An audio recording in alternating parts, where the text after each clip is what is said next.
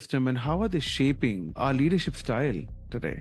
It's a great question. I love that you brought that up because my view is that we don't talk about self-belief enough. And so when you look at what's happening in the world and what's happening in organizations and the pace and the complexity and the level of change, it's almost an epidemic of people that are struggling to ground themselves in themselves, that feel that they're pulled from left to right, feel judged or diminished or challenged to a point of burnout. There's many different ways that our self-belief, right, which is fundamentally, do I believe in my capacity to lead, or do I believe in my capacity to make good decisions? Do I believe in my capacity to cultivate a positive team environment? It's very domain specific, Haris, to your point about why it's important. So if you think about it in terms of our leadership style, the research is very clear. Leaders that are high in self-belief, that when I say self-belief, I mean that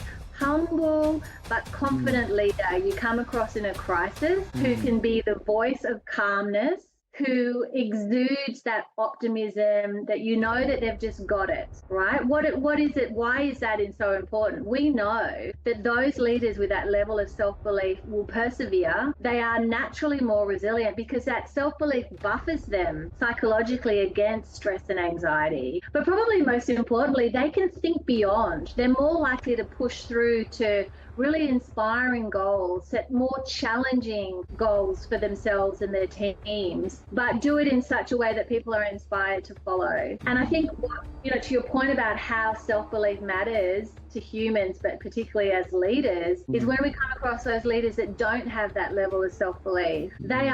Research is clear, they are more likely to suffer stress and anxiety, engage in behaviours that aren't helpful, give up sooner, not persevere.